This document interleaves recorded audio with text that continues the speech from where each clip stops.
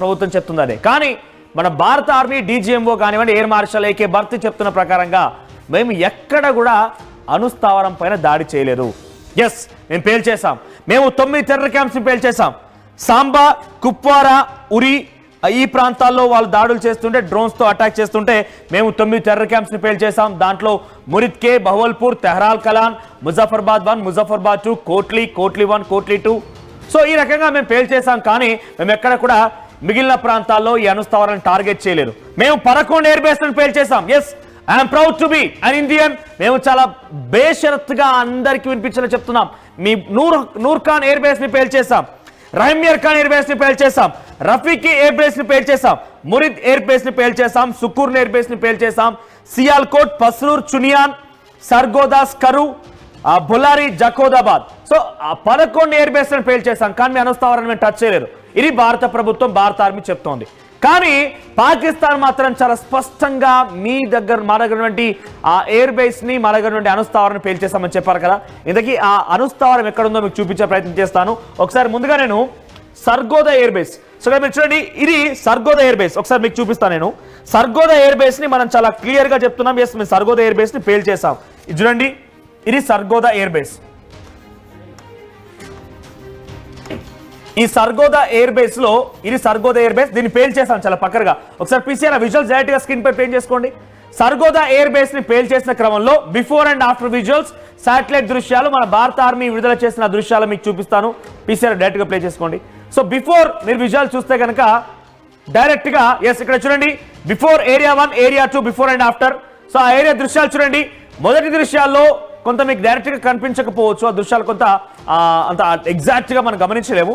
కానీ before దృశ్యాలకి, after దృశ్యాలకి ఆ స్థావరాలు మొత్తం పేల్చేసాం. సో అదే ఇక్కడ నేను మీకు చూపిస్తోంది సర్గోదా ఎయిర్ బేస్.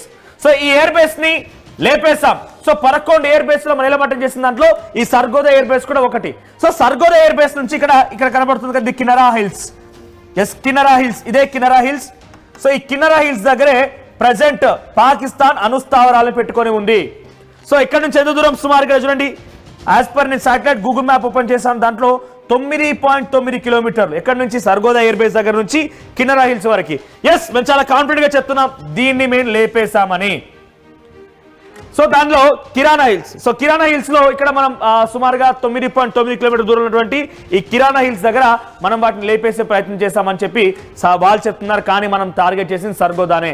అయితే అక్కడ అణుస్థావరాలు ఉన్నాయా లేదా అనేది నేను యాజ్ పర్ గూగుల్ మ్యాప్స్ ప్రకారంగా మీకు మళ్ళీ శాటిలైట్ దృశ్యాల ప్రకారంగా చూపిస్తాను. ఇక్కడ చూడండి, గూగుల్ ఎర్త్ ద్వారా నేను చూస్తున్నాను. ఇది కిరాణా హిల్స్ కనబడుతుంది కదా, ఒకసారి జూమ్ చేసుకోండి. ఎస్, ఇది కిరాణా హిల్స్. చాలా కొండల్లాంటి ప్రాంతాలు, గుట్టల్లాంటి ప్రాంతాలు ఇవన్నీ కూడా ఇది కిరాణా హిల్స్.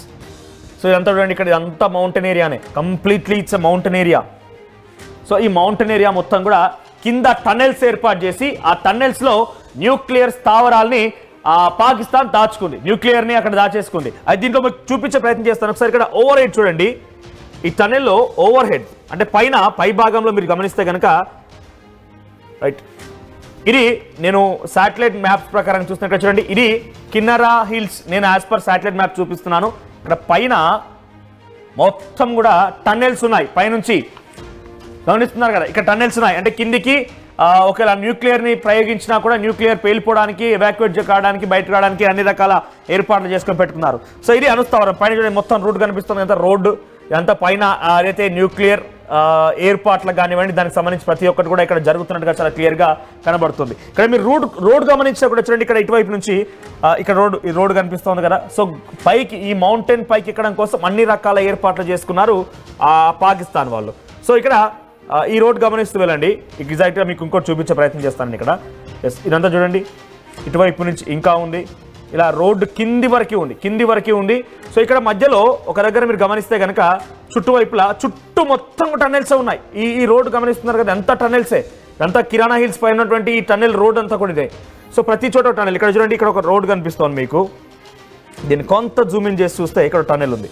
సో ఇటువైపు నుంచి ఎంట్రీ ఇవ్వడం కోసం ఒక టన్నెల్ ఉంది, ఇక్కడ ఒక టన్నెల్ ఉంది, ఇక్కడ ఒక టన్నెల్ ఉంది. సో ఇట్లా సుమారుగా 10-15 టన్నెల్స్ ఉన్నాయి ఇక్కడ.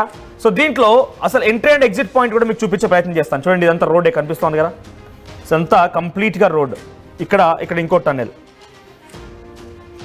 సో ఇక్కడ వరకు వచ్చిన తర్వాత చూడండి, ఇక్కడ ఇంకో టన్నెల్. ఎగ్జాక్ట్గా మీకు బహుశా యాజ్ కనిపించకపోవచ్చు.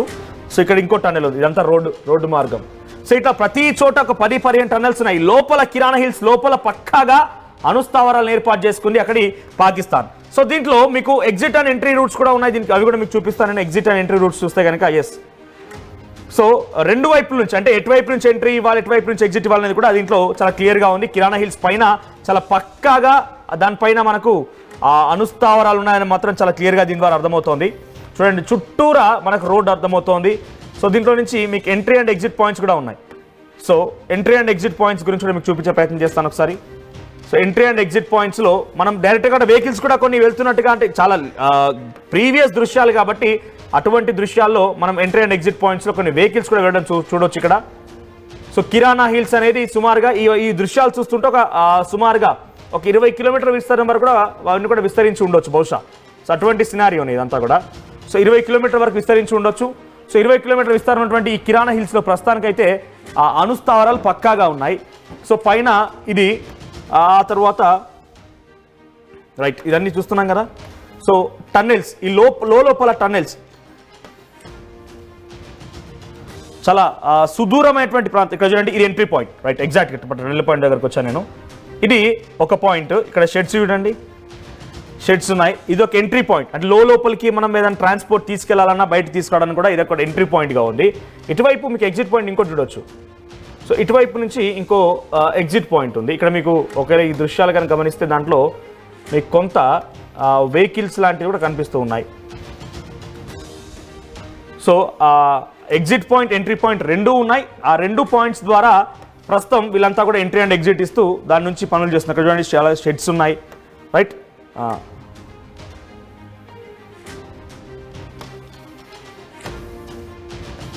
రైట్ ఇది ఎంట్రీ అండ్ అటువైపు ఎగ్జిట్ పాయింట్. ఇక్కడ ఎంట్రీ అండ్ ఎగ్జిట్ పాయింట్ ఈ రకంగా ఉన్నాయి. ఒకసారి సర్గోదా ఎయిర్ బేస్ ఇక్కడ చూసారు కదా, 10 కిలోమీటర్ దూరం ఉంది సర్గోదా ఎయిర్ బేస్ నుంచి కిరాణా హిల్స్ వరకు.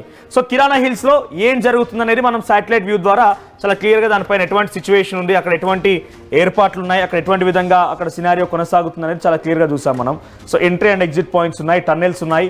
ఈ పై భాగంలో అక్కడ ఎటువంటి ఏర్పాట్లు ఉన్నాయి, రోడ్డు ఇవన్నీ కూడా ఉన్నాయి. సో ఈ స్పాటే న్యూక్లియర్ స్థావరాలని పాకిస్తాన్ ఏర్పాటు చేసుకుంది. ఆ లోపల టన్నెల్స్ లోపల ఆ న్యూక్లియర్ స్థావరాలు, న్యూక్లియర్ బాంబ్స్ అనేది ఉన్నాయి.